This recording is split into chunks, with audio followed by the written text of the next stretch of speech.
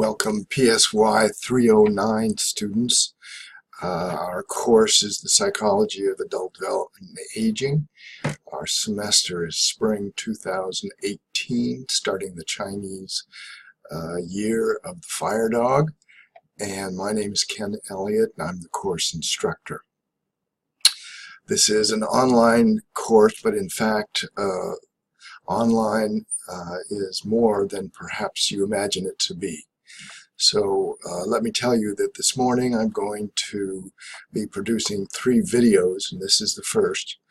The first video is simply to welcome you. The second video will be a brief introduction to myself, and it will be found under the Teaching Team button. And the third video will be the Week 1 video, and it will focus more on course content.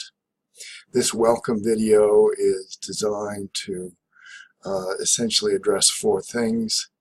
I want you to know something about the course design, my own teaching style, obtaining the textbook, and essentially getting started in the course.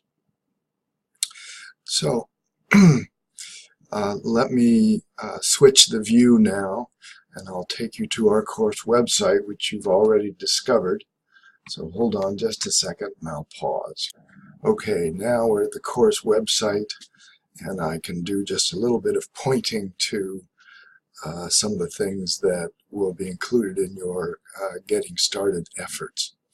Let me say first and foremost that I would recommend you look at the course schedule, because even as age is an important variable in our course studying and indeed in defining adulthood and aging, so also the schedule reflects what we have the least of, which is time in the course. My own view is a course is something like a journey, and my role as the instructor in the course is more on the style of guide by the side. I sometimes fantasize myself being the captain of a ship that is taking people on a journey. Also, I think of myself sometimes as the person in the red apron in Home Depot. I mention this because, as you know quite well, we're in the midst of the digital age, and Kristen Luker is one of my favorite sociologists who brought us the term info glut, meaning we have too much information.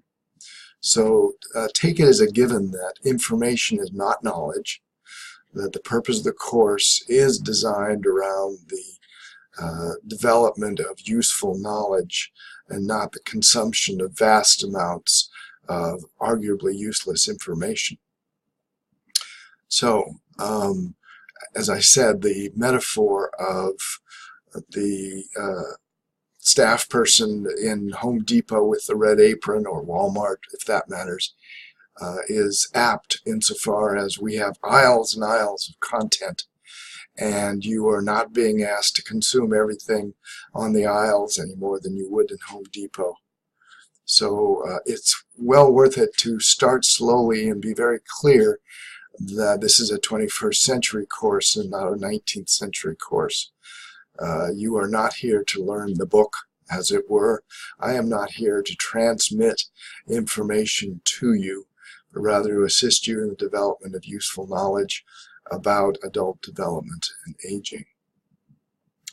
So we're going to start slowly, and if you look at the course schedule, and I'll pull that up in just a moment, the getting started period really lasts up until the workshop, the first workshop called the Getting Started workshop. And let me pause again, and I'll move to the schedule, and then I'll talk about the assignments just a little bit. Okay, here's the course schedule as it now stands, and I would recommend focusing on just the first module and just getting started.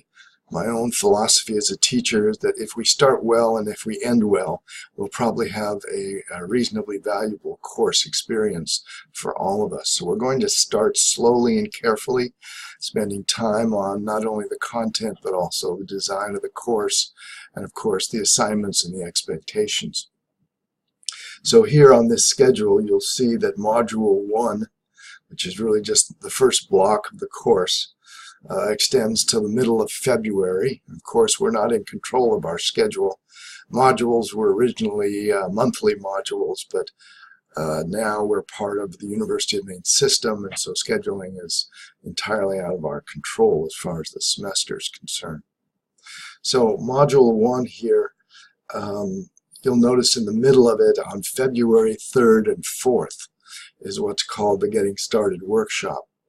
This is an optional workshop, but it does allow us, and the reason I do this is it does allow us some real-time conversation to problem solve and build our learning community.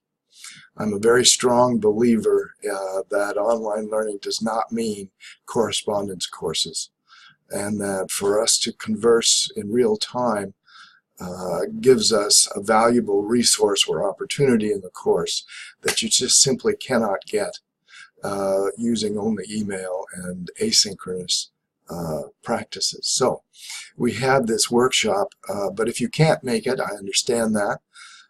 Regrettably, I don't think it will be taped. In any case, that wouldn't allow you to be a part of the discussion. So come to it if you can. The workshop on Sunday will be on the Augusta campus, room 255. I'm sorry, that's Saturday, and on Sunday, February 4th, it will be on a phone bridge, which is a conference call. So if you're in Florida or Mississippi or Chicago, you can join us because we have a phone bridge. So Sunday is the phone bridge version of our workshop. Saturday is the face-to-face on the Augusta campus version. It's a short workshop. And if it's not useful, my basic philosophy is don't make us busier. We're all very busy, so we're going to keep it focused and with an emphasis on what's useful. So we'll take the first 3 weeks, or approximately the first 3 weeks to get started, really. And there'll be some peculiarities in this as compared to your other courses, but for each one there's a reason, and if it's not clear, by all means ask, and I'll either change it or make the reason for it clear. So take about 3 weeks to get started, and you'll notice that in the first week of the course, Chapter 1, there's 14 chapters in the Whitbourne and Whitbourne text. Chapter 1 will start our first week. Notice week 2, which is also before the workshop. I'm asking you to read the last chapter in the book, and basically it's focused around the theme of successful aging. And it's always made sense to me that not all books are meant to be read cover to cover. So let's read the concluding chapter, and then we'll come back to it at the end of the semester. So read chapters 1 in the first week, 14 in the second week, and then you'll notice after the workshop we go back to the normal sequence of the text. Okay, so that's getting started. Now just to be clear about this, and I don't think I'll have to pause for this part. If you go to the modules button, that's the 4th button.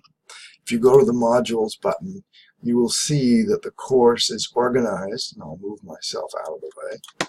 The course is organized by modules, and within each module is a folder for each week of the semester.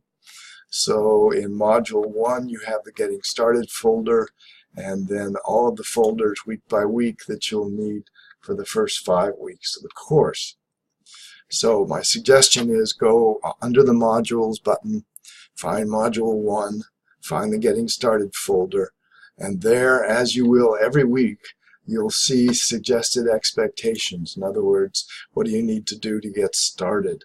And I won't take you through this because this you'll go on and look at in your own time, and we'll talk about it at the workshop. but there are pre-semester starting tasks. I'm hoping that before week 1, most of the students in the course will be able to get started in the course. Let me say too that I think we have enrolled as of right now about 13 or 14 students. So it's a fairly small course, which you'll see works to our advantage. I'm quite happy for that. I'm glad that we have enough to do the course, enough enrollment to do the course, but also that it's small enough that I can set as my goal, and I'm very serious about this, knowing each of you by name by the end of the semester. I also feel it's very important, both as a person and as a psychologist, that we build the learning community and that we put our learning into the context of each of our lives. That's the only way that it sticks. Otherwise, it's just excessive information. So I will make a point of learning your name, and your introduction will be a helpful start on that. And my introduction will be the second video, which I'll make shortly, and it will be under the Teaching Team button. Okay, this is probably enough. I like to keep my videos short because otherwise I know I lose your attention and maybe become cruel in the length of my chattering here. So I think that's everything.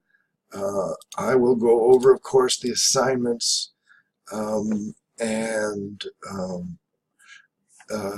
other details of Chapter 1 and so forth in the Week 1 video. As far as getting the book is concerned, final point here, before the semester starts, one should really have the book.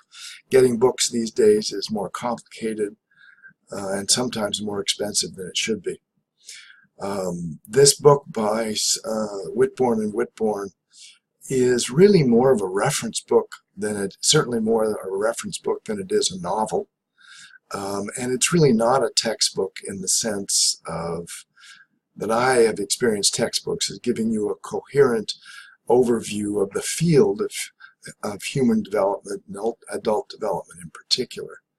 So again, it's more of a Home Depot kind of reference book than it is a coherent narrative, and I'll have things to say about that during this semester. I like Susan Whitbourne. I've used others of her textbooks. She's from the University of Massachusetts at Amherst, a good school. She's well known in the field, and I have a lot of respect for both she and her daughter who wrote the book. But I also take issue with some of her perspectives and don't think that it is the sole anchor of the course. So more about that at Workshop 1. And do post any questions about getting started or about the first week. Post those questions, not so much, well, you post them on the discussion board in Dr. K's office or in the Module 1 area. Either one is quite fine. And I'll make a point of addressing those.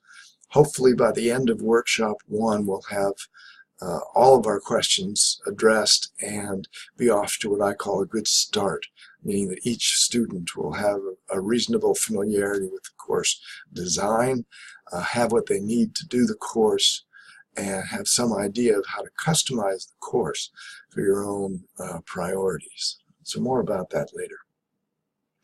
All right, this is one of my longer videos, 13.5 minutes.